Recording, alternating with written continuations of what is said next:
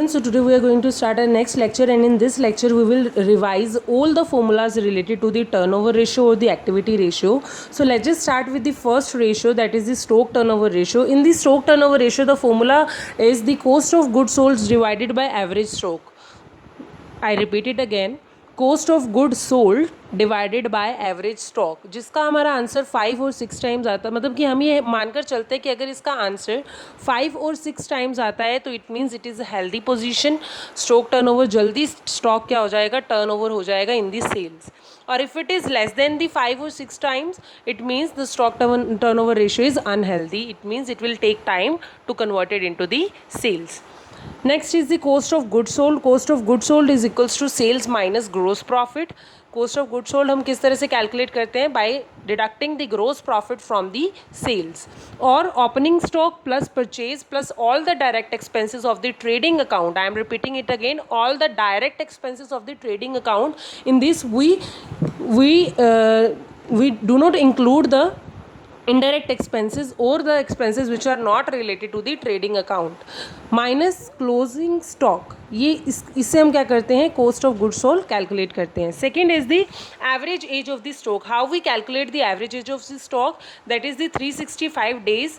365 days total days in the year divided by stock turnover ratio, or the 12 months divided by STR, that is the stock turnover ratio. Again is this, and how we calculate the average stock, और ये किस तरह से हम calculate कर सकते हैं. If sale is given to us in the question, और द ग्रोस प्रॉफिट का हमें परसेंटेज गिवन है, that is the 20% on sale. If it is on sale then will do 20 divided by 100. Next is sale. If it is sale is 60,000 and the gross profit is 20% on cost. If it is on cost, then we will add 20% in 100, मतलब कि 20 divided by 120. And if it is given that the cost of goods is 60,000, cost of goods sold is 60,000, then we calculate the gross profit, that is 20%. If it is 20% on sale, then we'll deduct 20 from 100, मतलब कि that is 60,000 into 20 divided by 80. The total sale is equals to cost of goods sold. How will calculate the total sale? The total sale is equals to cost of goods sold plus gross profit. अब cost of goods sold अगर हमें निकालना है तो हम वो किस तरह से निकालेंगे, cost of goods sold is equals to total sale minus gross profit. This is how we calculate the cost of goods sold from the second formula. If the total sale is given to us and the gross profit is given to us, from that data how we'll calculate the cost of goods sold. This is the formula for calculating that. Debt turnover ratio. How to calculate the debt turnover ratio now? It is equals to net credit sale. Debt turnover ratio क्या है? It is equals to net credit sale divided by average receivable. That how much average receivable you have and how much net credit sale is there in the year. सो इसका भी idol जो है वो क्या है, 5 और 6 टाइम्स ही है. 5 और 6 टाइम इसका आंसर आना चाहिए. इफ़ इट इज़ 5 और 6 time then it is okay for us. If it is less than 5 और 6 time then it is not okay. Net credit sale is equals to total sale minus cash sale minus credit sale return. कितना sales return हमें credit का आया वो भी हम क्या करते हैं, डिडक्ट करते हैं from the total sale and the cash sale from the total sale to get the net credit sale. And how will calculate the average receivable. Average receivable is equals to opening debtors and bill receivables plus closing debtors and bill receivables divided by 2. Repeating it again, average receivables is equals to opening debtors and bill receivables plus closing debtors and bill receivable divided by 2. And the fourth formula to calculate the average collection period. How will calculate the average collection period? That is the 365 days divided by debt turnover ratio. The answer you got here, you will divide it by 365 days and 12 months to calculate the average collection period. If it is in the months, then you will take 12. If it is in the days, then you will take 365.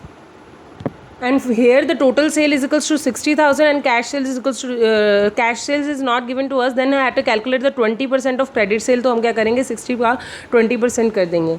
If there is credit sale that is 30,000 and cash sale and then 20% of total sale, then हम इस percentage से हम दोनों के दोनों formulas को calculate कर सकते हैं, रिवर्स परसेंटेज करके और कैश सेल को माइनस करके.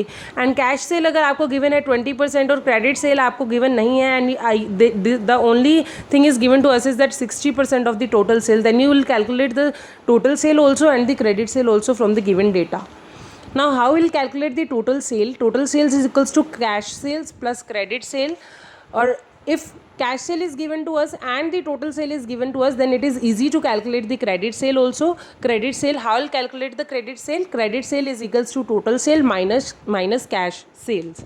If the data given to you related to the total sale and the cash sale, then you can calculate the credit sale also, or credit turnover ratio. This is the fifth formula, that is credit turnover ratio. I'll calculate the credit turnover ratio, that is the net credit purchase divided by average payable.